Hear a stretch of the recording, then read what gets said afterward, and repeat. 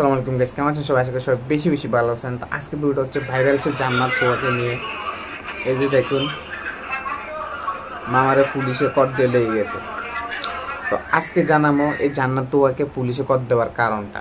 তো hey guys, WhatsApp, কেমন আছেন সবাই? আশা করি সবাই বেশি বেশি ভালো আছেন। তো আজকে ভিডিওটা হচ্ছে জান্নাত তোয়ার অ্যারেস্ট করছে। তাকে কেন করছে সেটাকে বলে নেই।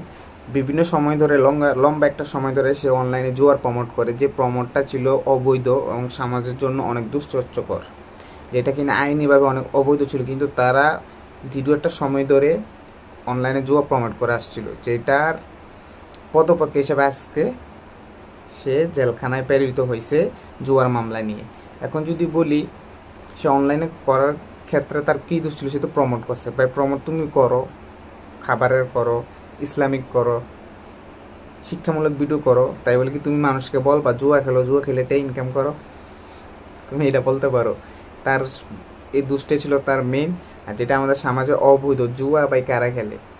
জুয়া খেলা হচ্ছে ধ্বংসের মূল। তুমি তোমার কষ্টে সারাদিনে ইনকাম করার টাকা তুমি জুয়ায় ফোন দিয়ে দিবা ভাই, এটা কি ঠিক হয়? তুমি বলো, এ সমাজে ঠিক না। এরকম হাজার হাজার হাজার হাজার কন্টেন্ট ক্রিয়েটার, কন্টেন্ট আপনারা যারা জানেন ফেসবুকে রিলসের টাকা কম, সেই ক্ষেত্রে তারা এখন জুয়ার প্রমোট স্পন্সর করতেছে। টাকার নেশা তার এত বেড়ে গেছে, কোনটা জুয়া কোনটা ভালো সেটা তারা বুঝে না। আমরা জানি কিছুদিন আগে প্রথম জুয়া স্পন্সর করার কারণে আমাদের পত্ত হিরণ ভাইয়া কি খায়, কট খায়।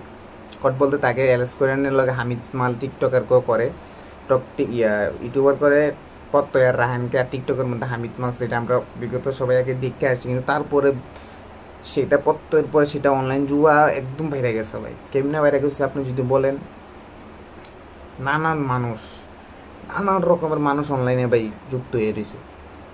তাদেরকে যারা কন্টেন্ট ক্রিয়েটার তারা কি করছে, জুয়া খেলে। তাদের 5,000-6,000 স্পন্সরের জন্য তারা যে পুরো সমাজকে ধ্বংসের দিকে ফেলে দিয়েছে, সেটার বিচারটা হচ্ছে এই জান্নাত তোয়ার, বুঝছেন?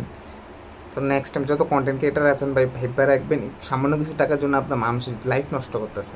একটা মানুষ যদি জুয়ে আসক্ত হয়ে যায়, তাইলে তার দায়িত্ব কে নিবে? অবশ্যই আপনি নিতে হবে।